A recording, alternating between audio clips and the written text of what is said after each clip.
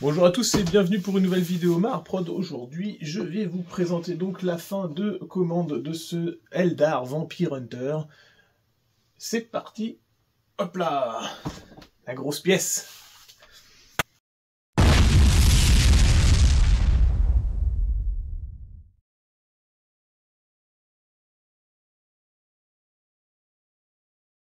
Alors, cette vidéo va me permettre de vous montrer différentes séquences de ce que j'ai pu travailler autour de cette pièce, notamment au niveau du socle ou au niveau de la préparation de la figurine.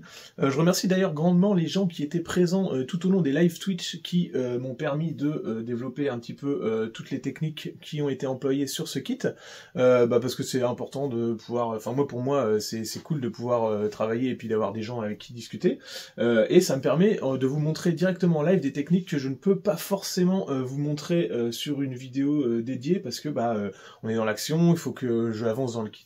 Donc du coup, merci à tous ceux qui peuvent me soutenir sur les différents réseaux que j'emploie.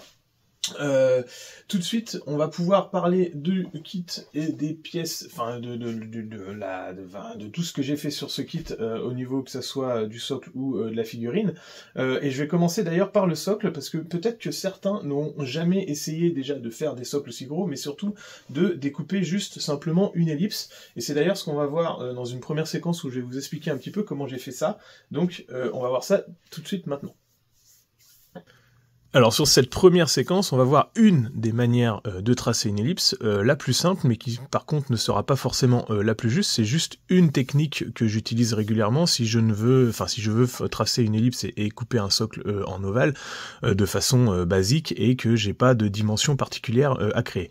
L'idée ici sera de vous aider de deux feuilles de papier sur lesquelles vous allez tracer un début d'ellipse, parce que si vous tentez de tracer une ellipse à la main directement sur votre support, vous êtes à peu près sûr de ne pas être juste dans les proportions au niveau de la droite, de la gauche, du haut, du bas. Enfin, si vous faites le geste complet du tracé d'une ellipse, vous allez voir, c'est pas si évident que ça. Et donc du coup ici l'idée c'est de vous aider d'une feuille de papier que vous allez plier en 4. Ici j'utilise deux feuilles pour faire une sorte de A3, histoire d'avoir la taille du socle que je veux. Alors pour rappel, je veux un 30 par 40, donc j'essaie de faire une ellipse basique comme ça, et je vais ne tracer que le quart de cette ellipse.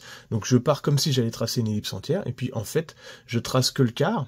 Ensuite, il va me suffire de plier cette feuille en 4, et la répétition du motif que je viens de tracer 3 fois va permettre évidemment de faire l'ellipse complète, donc que je vais découper. Donc là je plie en 4, je vais découper le long de la ligne du quart d'ellipse que j'ai tracé pour former l'ellipse complète, et ça va me permettre donc d'avoir un tracé autour de la feuille pour quelque chose d'un peu plus juste que si j'avais voulu la tracer directement à la main. C'est une des techniques, il y en a certainement d'autres, et ensuite on va immédiatement voir la façon de tracer une ellipse de façon, on va dire, mathématique. Donc là vous voyez, ça fonctionne, mais on n'est pas sûr des dimensions qu'on a fait puisque on était à la main dès le début.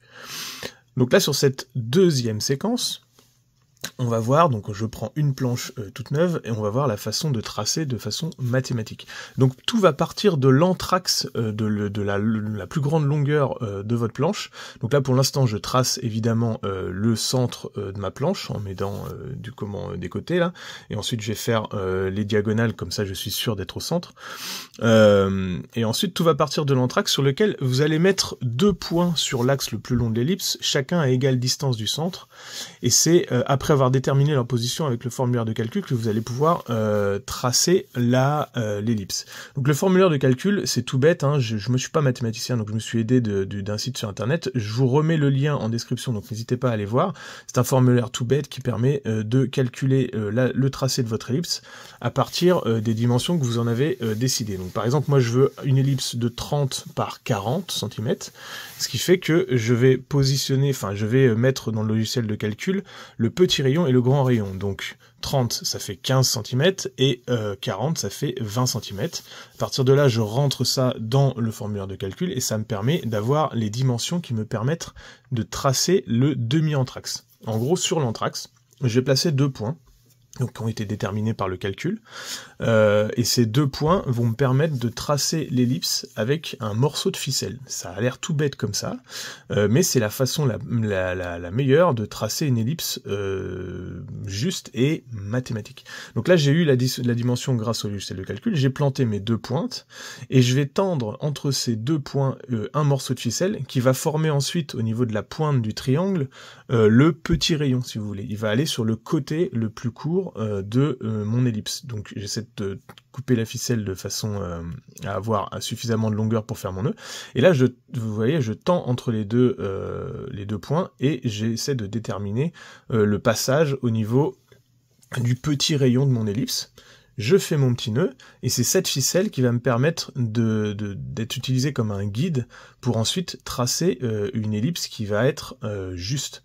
Donc du coup, elle va passer au niveau des petits côtés et des grands côtés. Vous allez voir, je vais faire le geste avec mon doigt avant de le faire juste avec le crayon. Et si vous ne connaissez pas cette technique, je vous affirme que c'est très très pratique, parce que du coup ça vous permet même de garder cette ficelle pour éventuellement reproduire le même type de socle. Donc ouais, vous voyez, une fois que c'est tendu entre les deux points de l'anthrax, ça vous permet de déterminer. Donc là je vérifie que ma grande longueur elle est bien à 40 cm. Au niveau de ce que je veux, mais le calcul normalement est bon, et si vous avez fait votre nœud de façon juste, ça vous permet de tracer directement. Donc là c'est ce que je fais directement avec le crayon, vous y allez tranquillement pour pas sauter, et ça vous permet de tracer une ellipse nickel. Et moi ce que je fais, c'est je garde cette petite ficelle avec un petit scotch dessus qui est marqué socle ellipse 30 par 40, avec les dimensions qui me permettent de mettre les 2 clous au niveau des anthrax et du demi-anthrax, et ça me permet de reproduire ces socles si jamais je veux refaire le même type de socle. Donc ensuite, je vous ai épargné la découpe. Là, on a le tracé qui est juste. J'ai fait ma découpe avec une bonne scie sauteuse. On est sur 2 cm, enfin 1 cm 8 de médium, donc il faut une bonne scie. Et puis après, j'ai fait le biseau avec une râpe à bois. Alors, j'ai pas fait la râpe à bois totalement à la main. J'ai un lapidaire qui me permet de poncer le gros du biseau que je veux. Et puis ensuite, je finis avec des papiers de verre pour faire le tour de socle de façon le plus homogène possible. Donc voilà, j'espère que vous aurez appris quelque chose, et je vous fais un petit résumé. Alors voilà, j'espère que vous aurez appris des choses tout au long de cette séquence. Donc là, je vais m'amuser à enlever le volant, il est juste emboîté en place, pour vous parler justement du socle, et puis après on reviendra sur ce que j'ai fait sur le kit.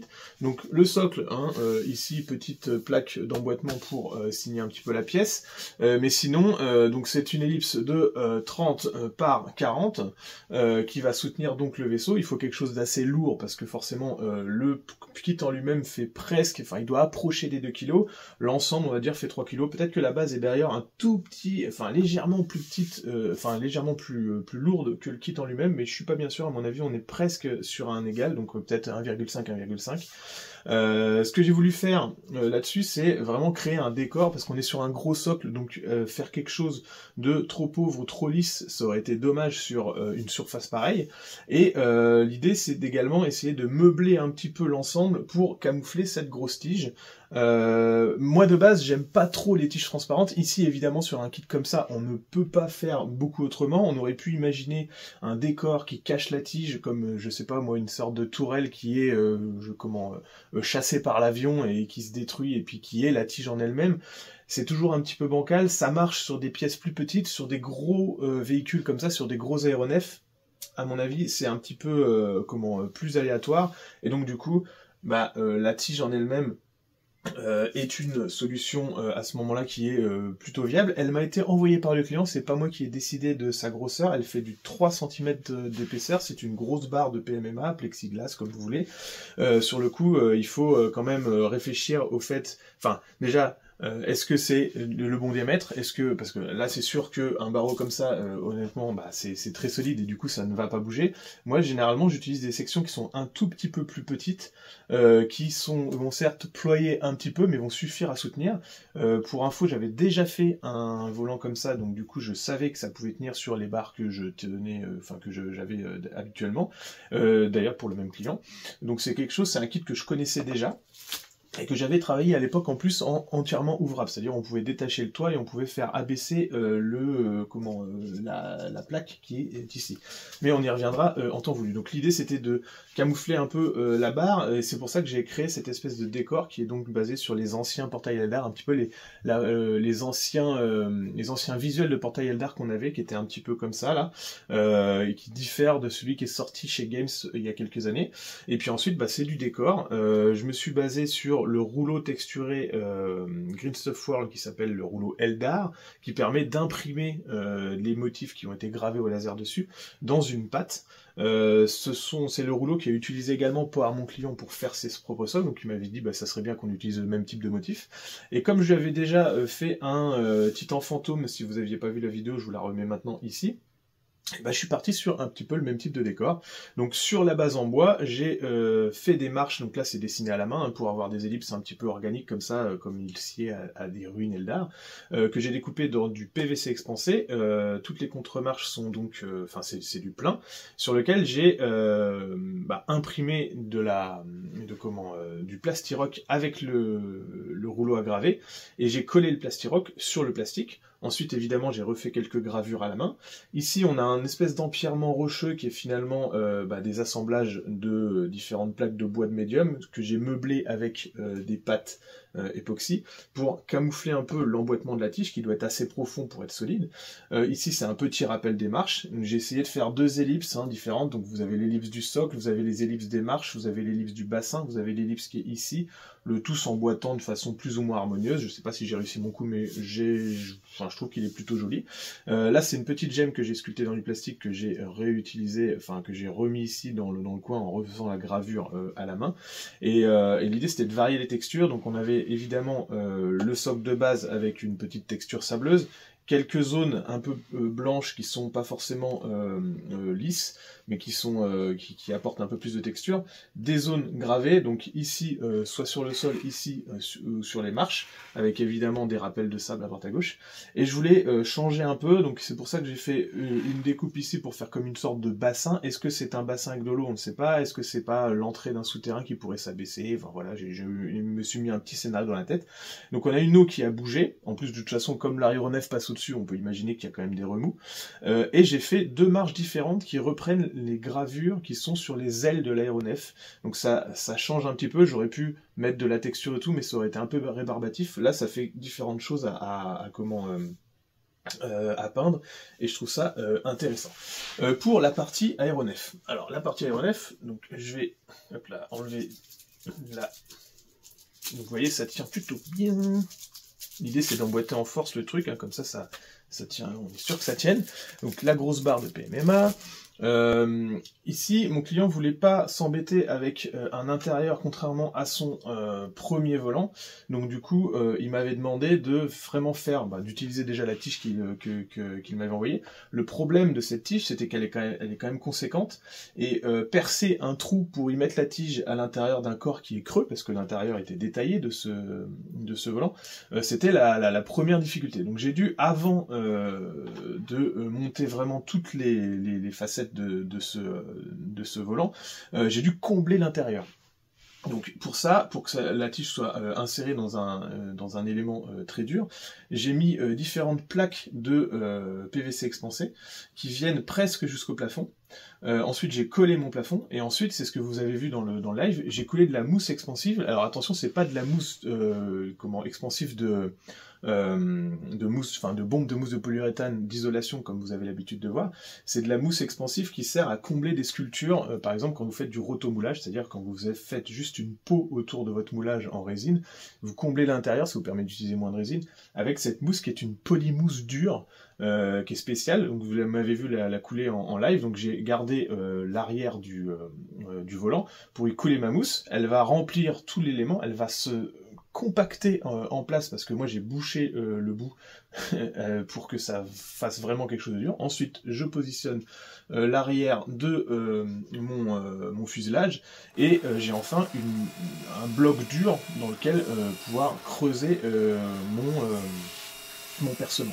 Et puis après, bah, c'était de l'assemblage. Alors j'ai dû composer avec le fait que le kit était un petit peu vieux et donc que les systèmes d'emboîtement permis par les ailes, normalement, vous aviez deux grosses espèces de barres en résine qui s'insèrent sur les côtés avant de mettre le toit. Normalement, hein, moi j'ai fait autrement parce que j'ai dû combler comme je viens de vous l'expliquer. Et ces barres étaient vraiment très tordues. Ça me servait à rien de les détordre parce que du coup c'était pas quelque chose qui était que j'allais utiliser en structure. Donc j'ai préféré refaire mon propre système d'emboîtement, ce qui fait que j'ai relevé un petit peu ces ailes. Elles sont pas tout à fait normalement elles sont plus ployées et de toute façon elles étaient tordues. Donc j'ai dû redimensionner ça pour faire quelque chose de plus juste en remettant. Alors ça se verra plus parce que j'ai tout comblé depuis, mais j'ai mis des morceaux de carte plastique avant de positionner les ailes en place. Le tout a été évidemment tigé, hein, le maximum de ce que j'ai pu tiger au niveau des éléments est tigé avec des grosses tiges, donc notamment par exemple le cockpit est tigé avec 4 tiges qui sont dans la partie du fuselage, les ailes également sont retigées en place, et après j'ai refait des raccords avec des pâtes époxy, vraiment très lissées, reprises ensuite avec des papiers de verre et tout ça. Donc là ça paraît gros, mais l'espace n'est pas aussi gros que ça, c'est-à-dire que j'ai refait la courbure de l'appareil pour éviter d'avoir vraiment cette jonction. Vous avez les ailes qui est approche du fuselage, vous avez une petite jonction d'environ 2 mm, mais qui fait vraiment un creux. Et moi j'ai voulu refaire la courbure bien façon Eldar, en refaisant les gravures dans la masse de ce que j'avais resculpté. C'est pareil plus ou moins hein, sur l'arrière, sur le dessous, c'est pareil, j'ai resculpté tout le côté ici. J'ai fait pas mal de raccords pour que la plaque ventrale s'emboîte. J'ai également dû faire un raccord sur le côté du cockpit avec le fuselage, parce qu'il y avait un gros décalage de moule qui faisait une différence de niveau d'environ 2 mm, voire un peu plus. Ce qui fait que j'ai dû resculpter toute une partie du cockpit pour qu'il revienne sur le fuselage de façon naturelle. Les canons sont également tigés, avec une grosse tige comme ça et un système d'emboîtement classique ici. Ils se mettent en force et ils tiennent plutôt bien une fois qu'ils sont en place. Vous voyez, il n'y a pas de système. Je les ai fait en séparé parce que mon client a un schéma de couleur déjà décidé, et donc du coup il m'a demandé de les faire en séparé pour pouvoir faire les canons à part. Et ensuite c'est plein de petits éléments qui se mettent à droite à gauche, alors des petits systèmes de visée, des petites ailettes, des petits systèmes de, je sais pas, communication et tout ça, une petite arme ici, donc le tout est tigé. Et ici j'ai fait juste un petit système avec des aimants pour les systèmes rotatifs qui sont ici là, pour pouvoir déjà les peindre en séparé et puis pouvoir les faire tourner ici. Je trouvais que c'était plus intéressant d'avoir au moins ça sur aimant.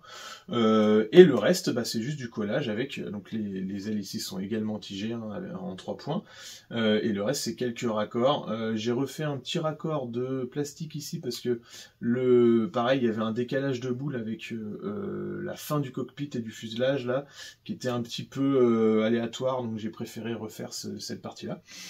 Et ma foi, voilà pour cette commande. Alors je ne décacheté pas la barre pour éviter de la rayer, je laisserai ça à mon client. En plus ça va lui permettre de peindre de façon plus évidente. Donc vous voyez, ça s'emboîte en force directement comme ça. Et ensuite, ça s'emboîte dans le socle. Donc j'ai mis un petit repère pour avoir l'avant de l'arrière. Ça se met comme ça. Alors, il y aurait presque 2 positions à faire, parce que là, vous voyez, une fois que le volant est emboîté, je me suis attelé à faire le percement dans un axe droit, on va dire, et puis de faire un petit penché comme ça, mais c'est droit dans cet axe-là, parce que je trouve ça plus intéressant de le mettre dans la longueur, et l'idée c'était d'avoir l'aéronef parallèle au sol, comme ça, comme si vraiment il filait. Mais si jamais on tourne, parce que j'ai pas mis de système d'arrêt pour le truc, si jamais on tourne le socle, c'est possible, vu la taille du socle, il va tenir, hein. On a une seconde position où l'aéronef est plus en train de fondre sur ses proies, et je trouve ça aussi intéressant. Dans les 2 cas ça passe, donc on peut le tourner et puis se le mettre dans une position, on va dire, d'attaque un peu plus franche, ce qui peut permettre de voir le décor du socle une fois qu'il sera peint dans une autre position. C'est vrai que quand on a nos figurines sur la table de jeu, on les voit toujours dans le même sens, nous on voit l'arrière, et du coup au niveau du socle on va pas voir la même chose, et je trouvais ça intéressant de pouvoir faire les deux positions. Donc c'est suffisamment solide pour tenir, hein. On reste plus ou moins sur la moitié, enfin je veux dire le point de pivot central de la figurine, donc ça ne va pas bouger, et c'est suffisamment inséré dans la figurine pour pas bouger, donc je trouvais ça intéressant de vous montrer les deux positions. Voilà pour cette commande. On part ensuite sur d'autres commandes, donc je remercie tous ceux qui peuvent me suivre et qui peuvent m'aider en me commandant des figurines. N'hésitez pas également à me suivre sur mes différents réseaux. J'ai une chaîne Twitch sur laquelle je partage les commandes que je fais au fur et à mesure de mes journées. J'ai un Instagram sur lequel je partage de nombreuses photos, puis parfois des petits shorts un peu marrants. Et puis ensuite il y a le groupe Facebook sur lequel vous pouvez également partager vos propres figurines, vos propres conversions. Et bien évidemment cette chaîne YouTube, si vous n'êtes pas abonné, n'hésitez pas à le faire d'ores et déjà. Likez la vidéo, mettez un petit commentaire, ça nous aide beaucoup en tant que créateur, parce que en ce moment les réseaux c'est pas tout rose. Voilà, merci à vous, à bientôt à tous, et bon modélisme.